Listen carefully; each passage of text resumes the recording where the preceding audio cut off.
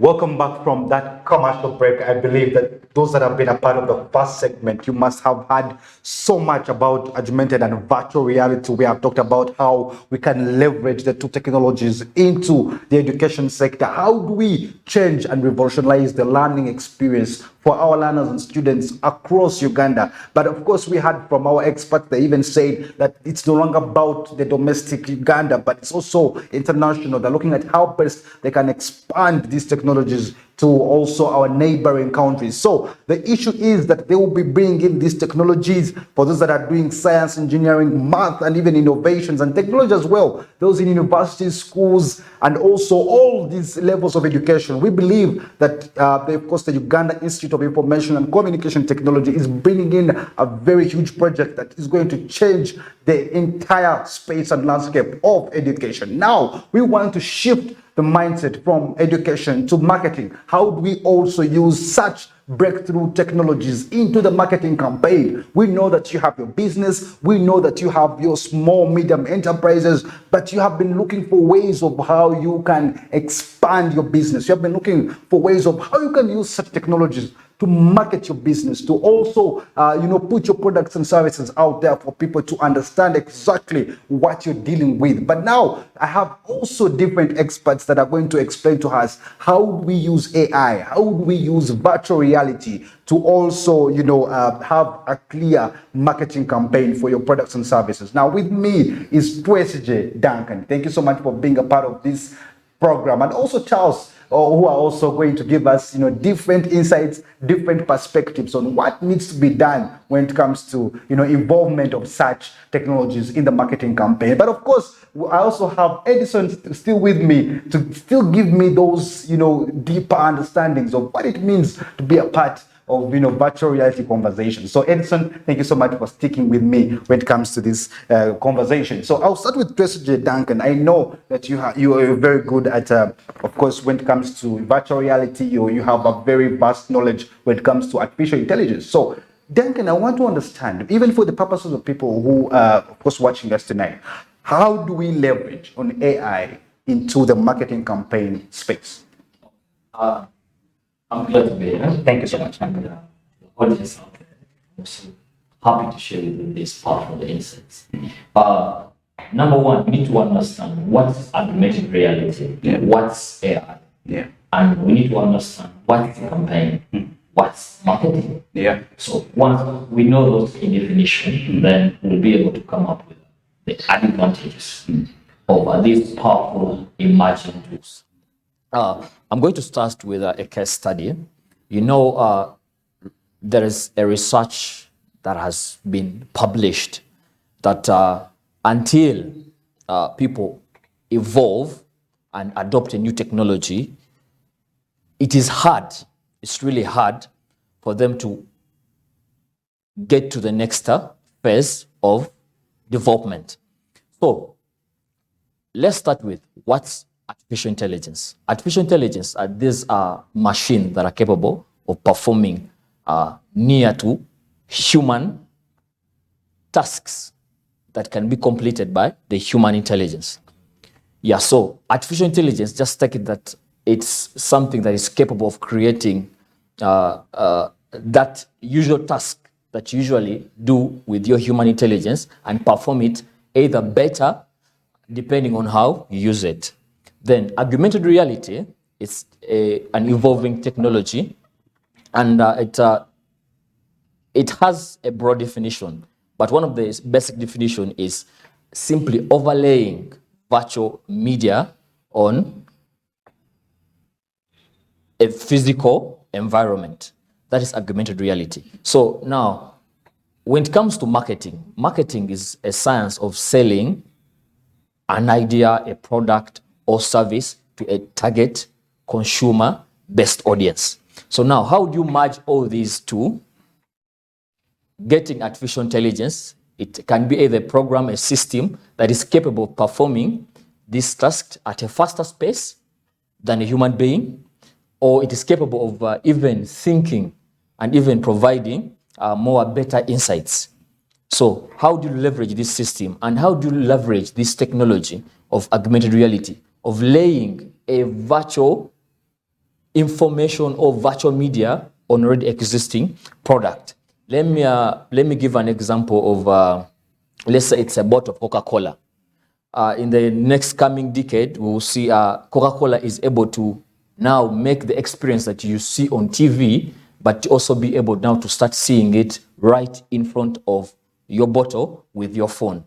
Now, we'll have like what we call an AR application that is connected to the branding material of Coca-Cola, and then it gives you that immersive experience as in whatever you do, you feel like you're connected to the Coca-Cola bottle. Now, it will be so much more interactive. Now, when you're reaching out to a given target consumer base, you have always come up with what we call like a digital marketing strategy. You need what we call targeted keywords, or what we call search engine optimization. So these keywords usually have been coming them up in our heads by just understanding the different dynamics of the market. But now this time around, with the enormous data that is now in the internet, and even with the latest release of ChatGPT, we know that you can tap into this information and come up with precisely customized key words for a targeted consumer base. So now you can come up with, let's say, an AR application that is targeting people who are, let's say, who love to maybe cut their weight, and then add it onto your, let's say, product that is, let's say, slimming gel, and then show them how they will slim using that application. So there are so many opportunities. I can't dive them, all of them, right here on air, but we are soon releasing out a program that will teach these skills, and we'll also share our information at the end of the show. Thank you so much. Charles, I would want to understand how do we use artificial intelligence to improve on customer experience? Because you see, marketing campaigns is all about improving the customer experience. So how do we use such technologies to improve the customer experience, but also reach a wide base of the market? Thank you so much for hosting us and for the question. Yes. Now, one of the things that is most important to bring out is that you've mentioned artificial intelligence, and my brother has delved into what it is. So, what is important for the listeners out there to understand is that now, since you're using this artificial intelligence to bring about to explain, now it goes in line with the other aspects. Let me bring into the aspect of the virtual reality and augmented reality so that we can have some perspective on this. Now, artificial intelligence is in a way helping you to do something that you could either do, but you can do it much faster. So in there, you're saving time. But from the marketing perspective, let's take a typical example. You're in a salon.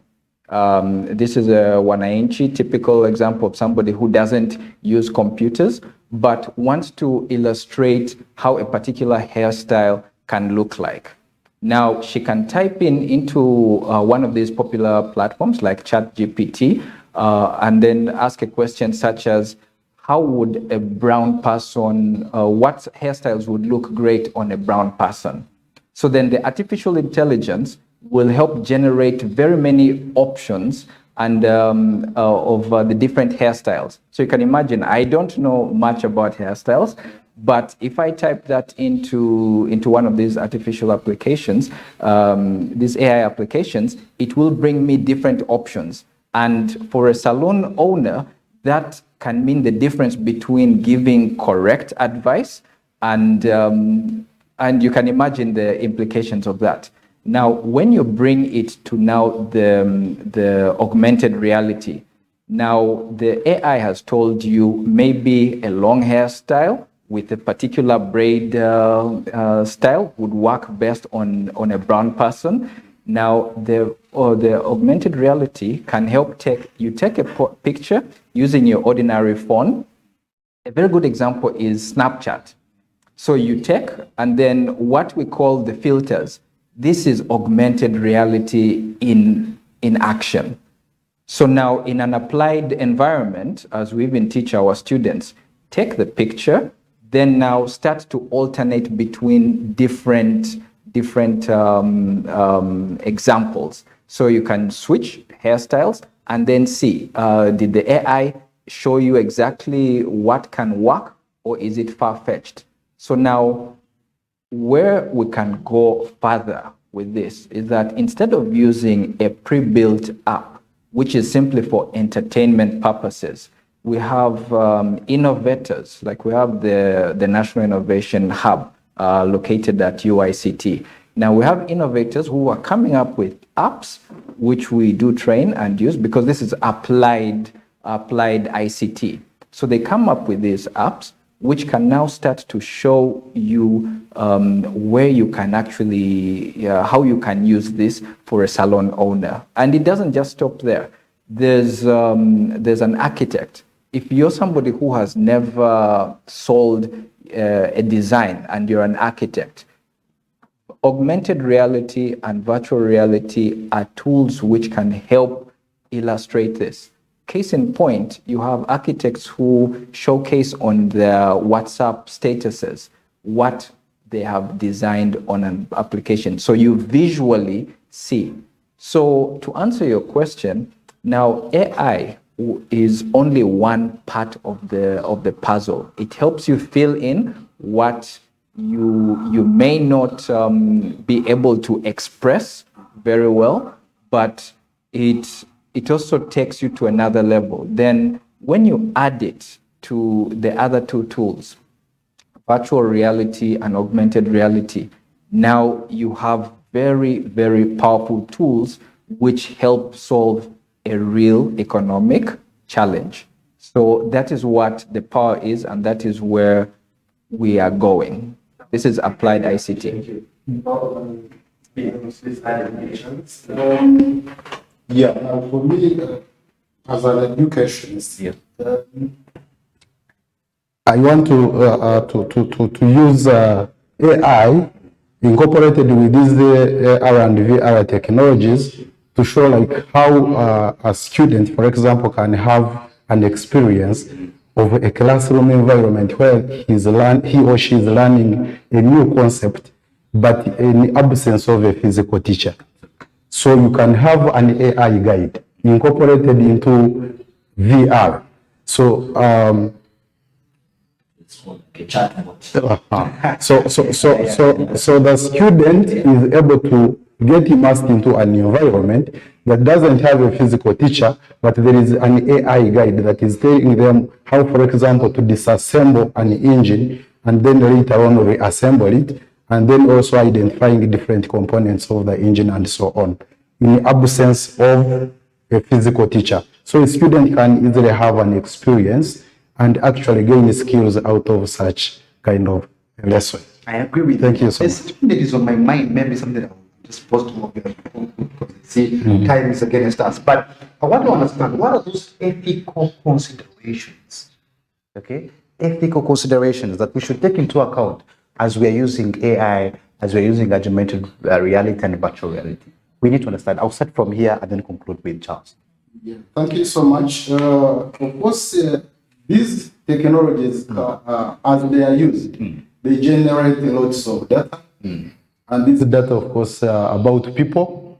So the ethical considerations here, we need to have, for example, regulatory frameworks developed by the government that should guide the usage, the storage and dissemination of this data that is being generated about human beings. So the regulatory frameworks and then the campaigns that have to be put in place, sensitization awareness campaigns to let people know how to handle data that is being generated by these technologies. I may say that is one of the ethical considerations that we have to have in place. Thank you so much. Yes, ma'am. Yeah, so for me, I would stick to the marketing industry. The marketing industry is just based on users.